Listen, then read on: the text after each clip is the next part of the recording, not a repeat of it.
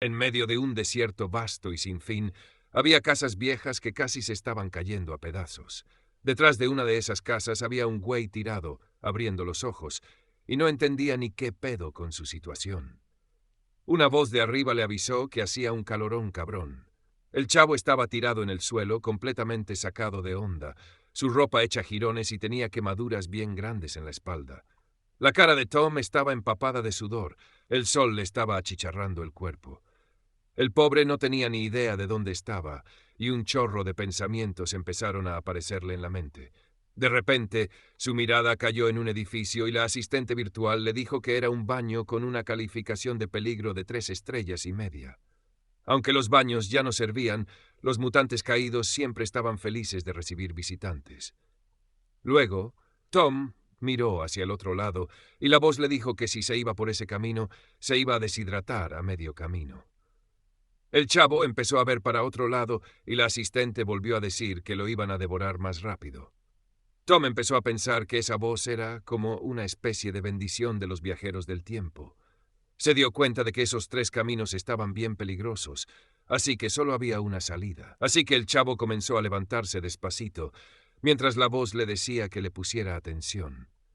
Notó las esposas y pensó que se había vuelto un criminal en este mundo. Se fijó en ellas y le parecieron bien raras. La asistente le dijo que eran para vigilar esclavos. También le dijo que no era el mejor momento para quitárselas y que necesitaba encontrar refugio. Tom empezó a razonar que no tenía mucho tiempo y por eso tenía que esperar a que realmente hubiera agua en este lugar. Miró hacia arriba, pensativo, y se preguntó quién lo estaba viendo. La gente que lo observaba empezaba a indignarse, preguntándose por qué ese güey seguía vivo. No podían creer que el presentador hubiera metido a un talento así en este mundo. Tom empezó a contar los segundos, pensando en toda la información que había recibido, hasta que se dio cuenta de que necesitaba encontrar refugio más rápido. De lo contrario, su efectividad iba a bajar. Mirando a su alrededor, encontró una fuente de agua y la asistente, con sarcasmo, le preguntó qué haría sin ella. Tom se sorprendió de que, a pesar de la temperatura, el agua estuviera helada. Entonces pensó que podía meterse al drenaje porque ahí debería hacer menos calor. El chavo se abrió camino entre las casas, pensando que si había suministro de agua, tendría que haber alcantarillado cerca. Cuando lo encontró, la voz le echó flores y le dijo que ese era el lugar favorito de ratones y cucarachas. Al abrir la tapa, pensó que eso era solo una medida temporal, porque en esas condiciones no iba a durar mucho. Se dio cuenta de que la única manera de salir del juego era encontrar la forma de regresar a la torre. Como la nobleza estaba apostando por él, necesitaba demostrar que era un buen chico. Como no sabía si la cadena transmitía sonido, decidió demostrar que no iba a seguir sus reglas. Con una sonrisa en la cara, hizo un gesto obsceno y gritó una frase altisonante hacia el cielo. La gente que lo observaba seguía quejándose, diciendo que era un esclavo bien cabrón en este juego. El tipo enmascarado tiró su bebida y dijo que quería que los caídos lo despedazaran. Una dama influyente estaba en el balcón hablando con el man que garantizaba la muerte de Tom. El tipo en la zona suburbana, después de terminar la conversación, suspiró aliviado y empezó a decirle a alguien que el objetivo estaba en la zona azul y que debía deshacerse de él. También mencionó que el invitado no debía sospechar nada.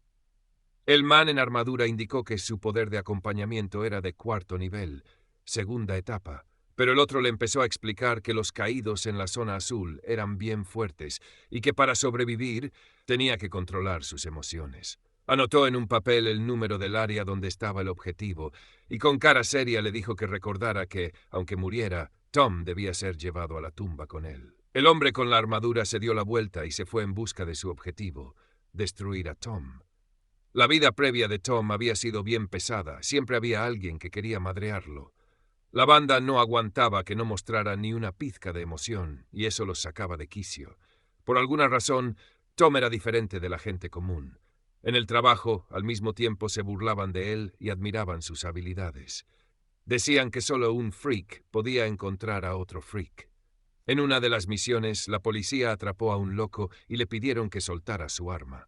El chiflado gritaba que se hicieran a un lado agitando su pistola y de repente disparó, dándole a Tom directo, matándolo al instante.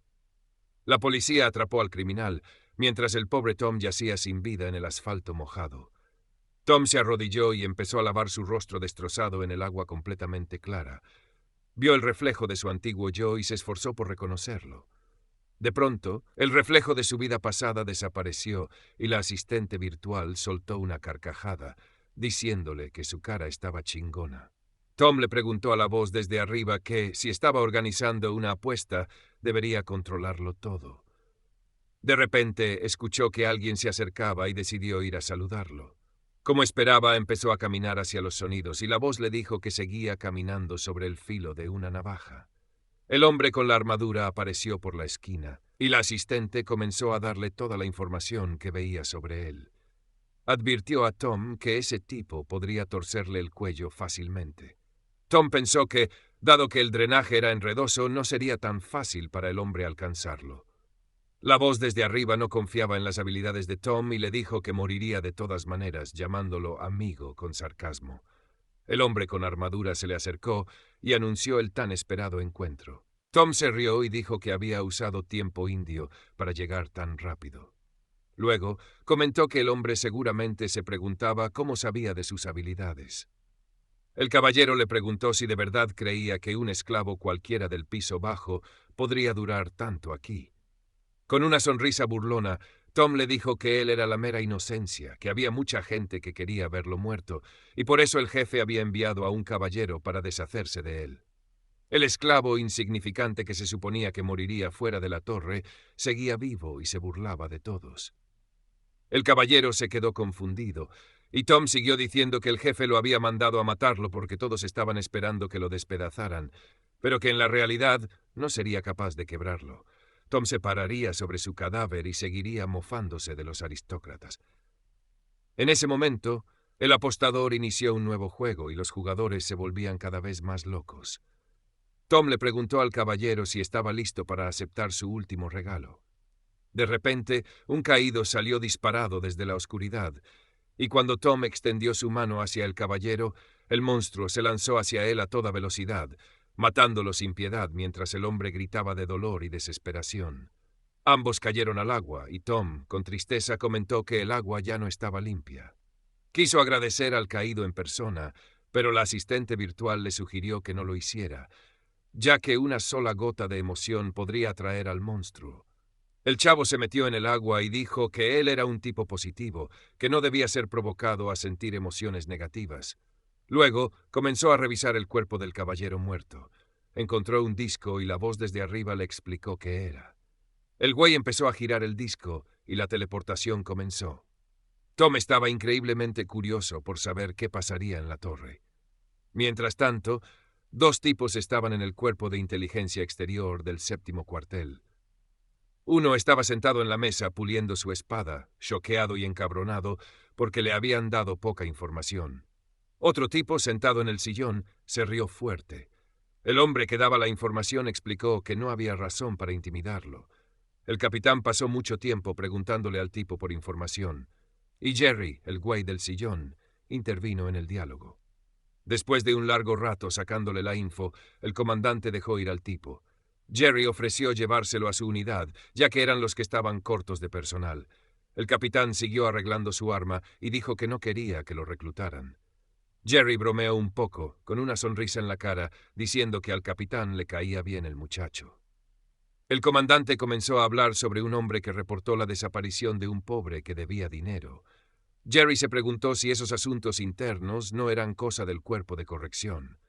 El capitán dijo que, tras buscar pruebas, encontró una casa de apuestas y que los dealers de esa casa, en el 4º piso, habían decidido poner a la gente en la zona azul. Jerry no podía creer lo que estaba escuchando. La administración estaba aburrida en la zona blanca, así que decidieron poner la temperatura extrema en la zona azul. El comandante mostró a un tipo que sobrevivió casi 2 horas sin atraer a un solo caído.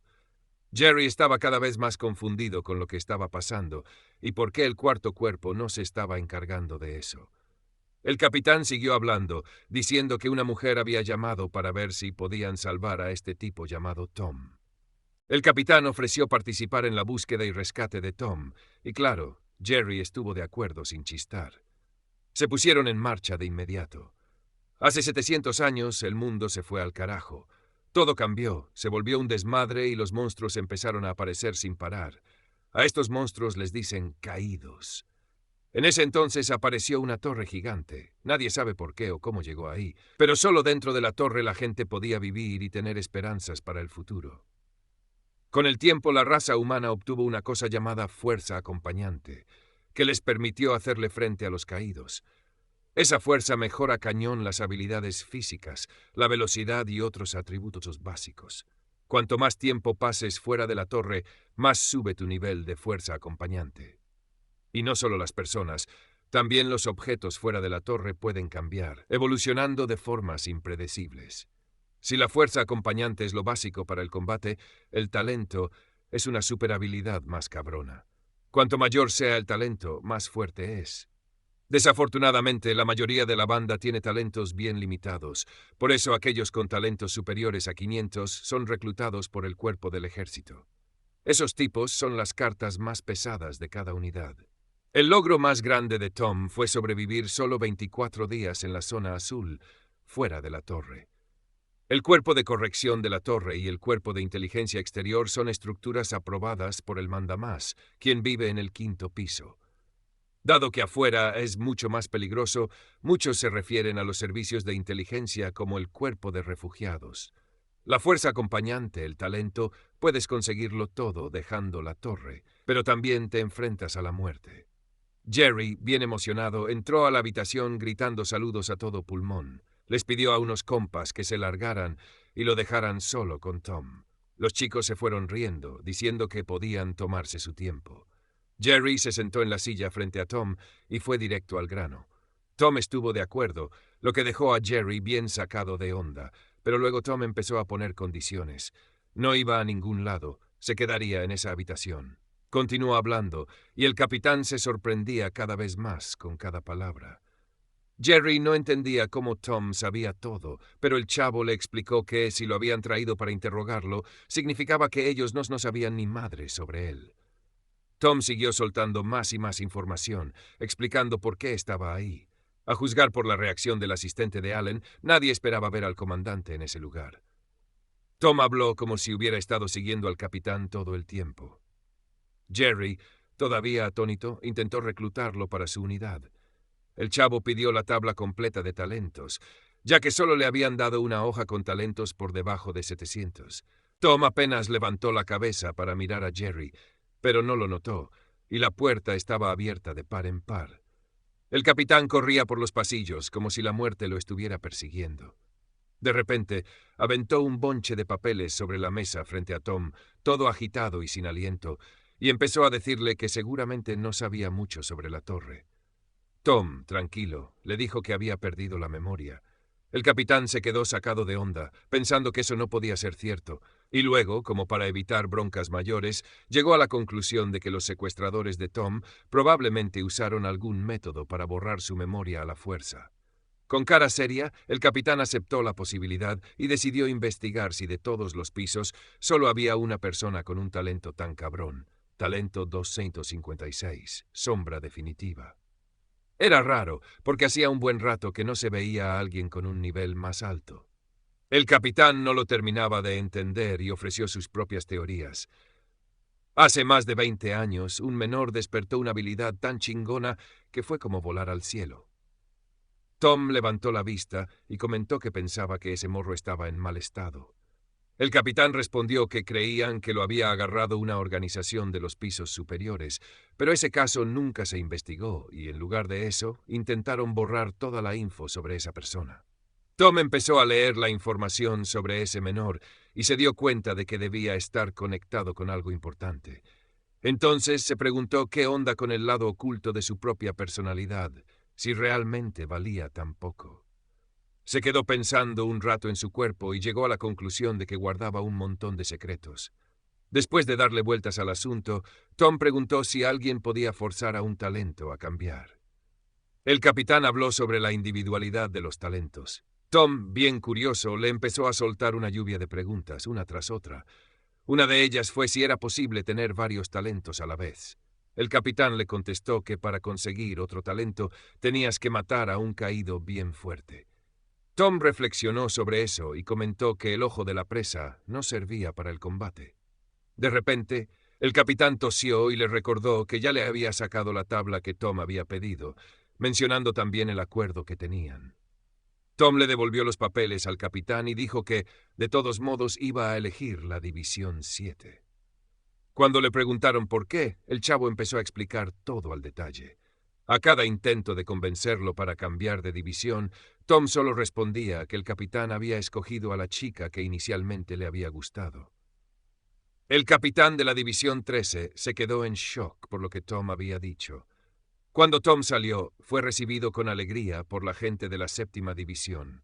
Bajaron al piso más bajo de la torre, y el asistente del capitán le dijo a Tom que antes no tenía tarjeta de identificación, pero ahora que se unió a su unidad, por lo menos ya era considerado un ciudadano del piso inferior.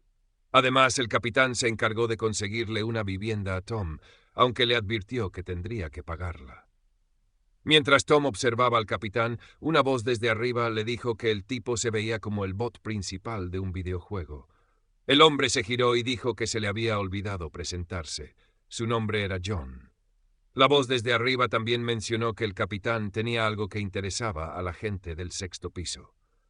John le sugirió a Tom cómo era mejor llamarlo, pero el chico, con toda la irreverencia, lo llamó por su nombre. Tom aprovechó para pedirle un pequeño favor, pero el comandante lo interrumpió, diciendo que si no quería salir de la torre, tendría que unirse al equipo de interrogación. Sorprendiendo a todos, Tom dijo que quería salir de la torre mañana. El capitán empezó a darle un sermón, pero Tom lo cortó, asegurando que no estaba buscando la muerte y que, en el fondo, creía que el capitán tampoco quería que se quedara dentro de la torre.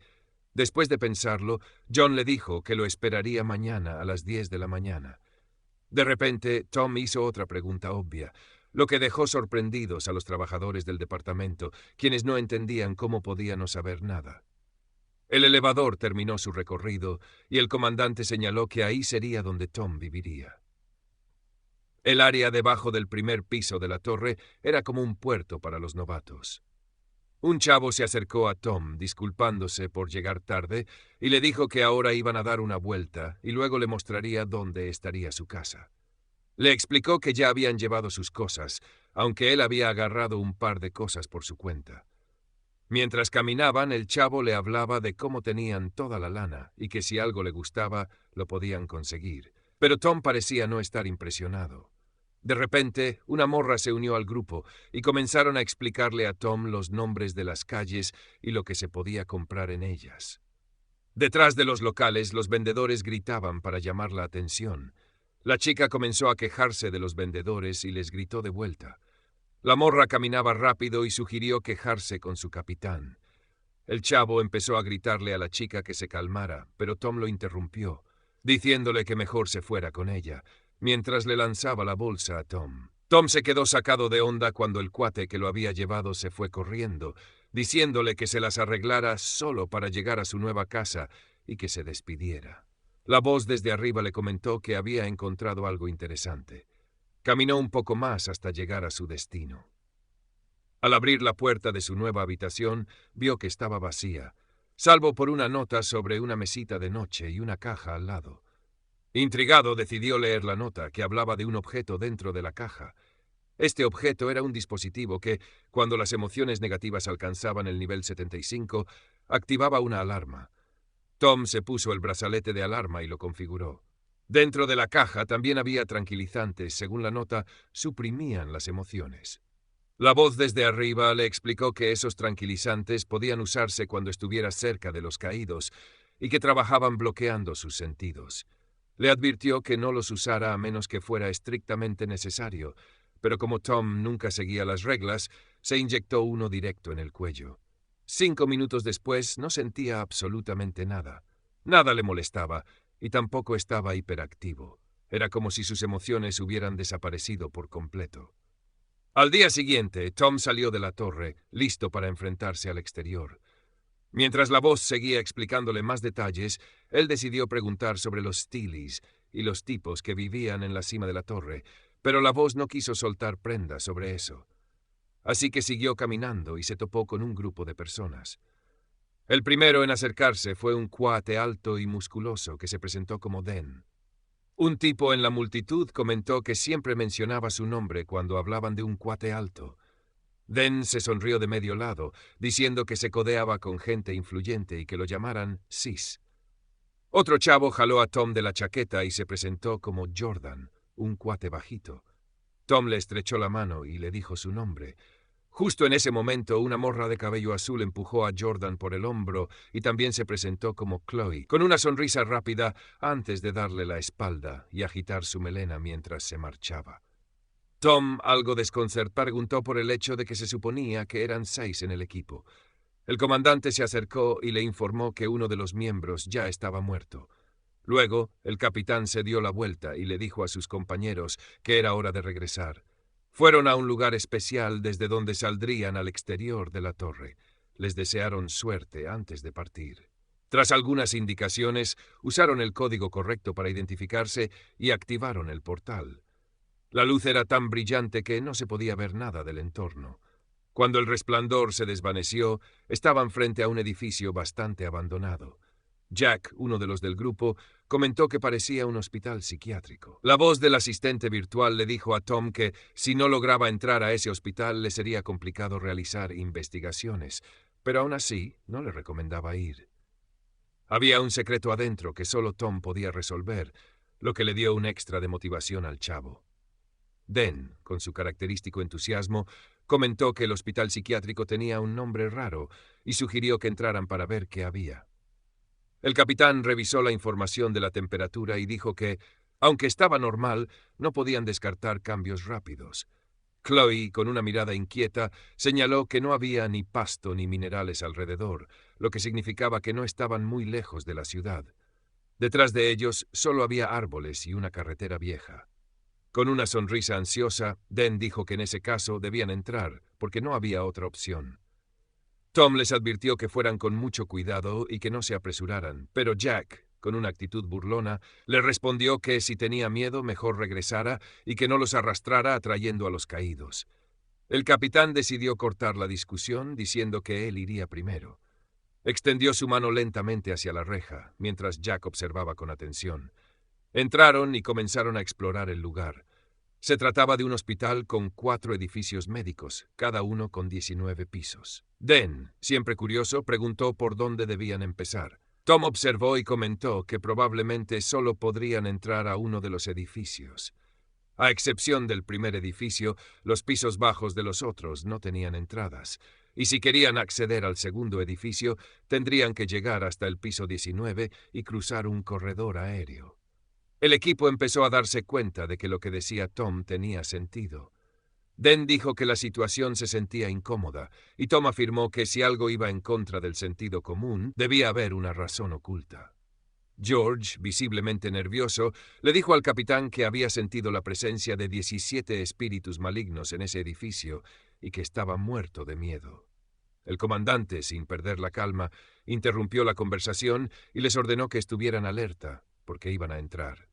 Abrieron la puerta del primer edificio y lo que encontraron adentro era deprimente.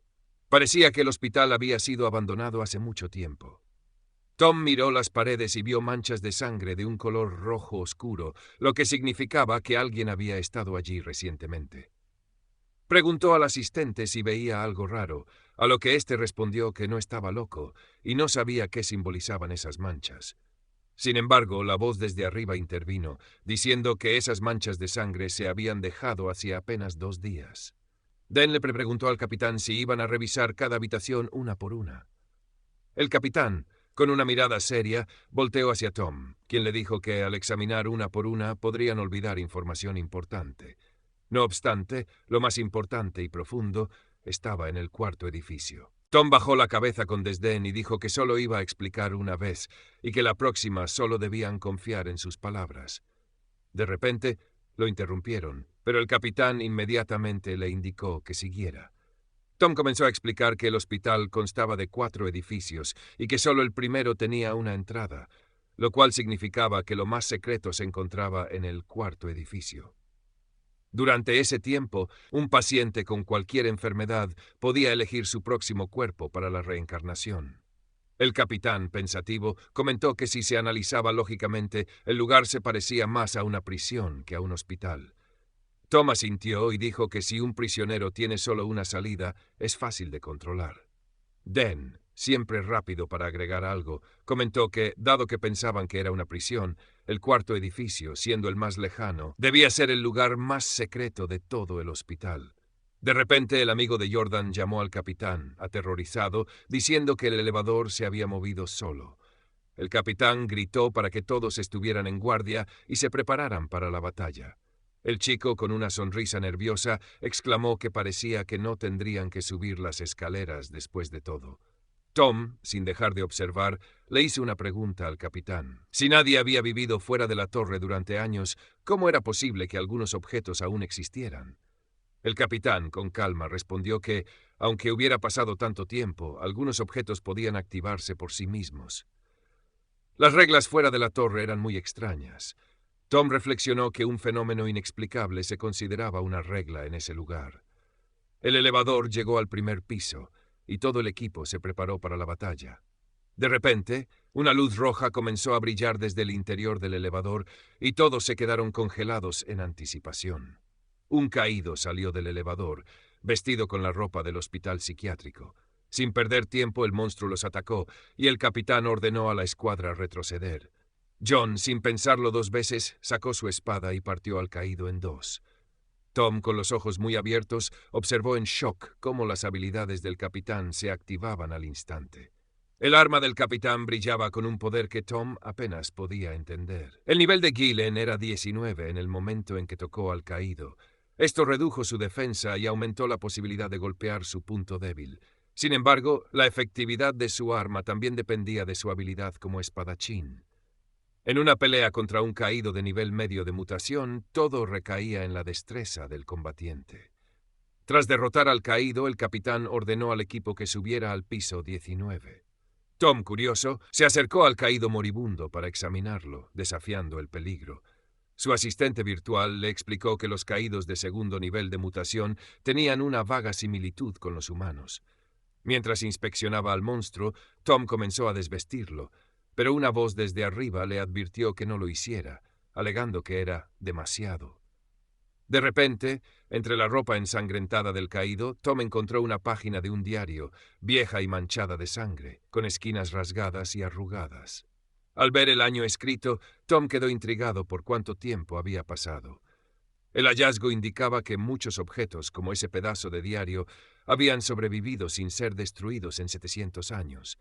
Jack empezó a gritarle impaciente, exigiendo que se apresurara, ya que todo el equipo lo estaba esperando. Tom, sin alterarse, dijo que debían subir al piso 11. John le preguntó qué había encontrado, y él respondió con calma que solo una pequeña página, aunque añadió que el peligro en los edificios siguientes podría superar sus expectativas. También mencionó que en el piso 11 se escondían caídos más poderosos, lo que podría servirles como calentamiento antes de enfrentarse a enemigos más temibles, además de poder buscar información útil. Mientras avanzaban en silencio por los oscuros corredores del hospital, George preguntó si alguien más había escuchado el sonido que provenía del último cuarto. El capitán les advirtió que fueran cautelosos, ya que el sonido era inquietante, como el llanto entremezclado de una niña y una mujer adulta. De repente, algo goteó del techo sobre Chloe, y cuando miró hacia arriba, una mano aterradora emergió del techo. John, con reflejos rápidos, bloqueó el ataque y cortó la mano siniestra con su espada, advirtiendo al equipo que mantuvieran la calma y estuvieran alerta.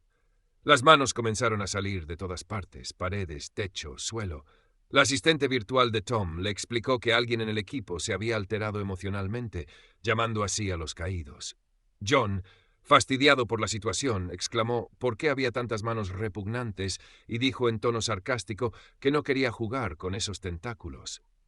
Dan le gritó, exigiéndole que dejara de distraerse y volviera con el equipo rápidamente.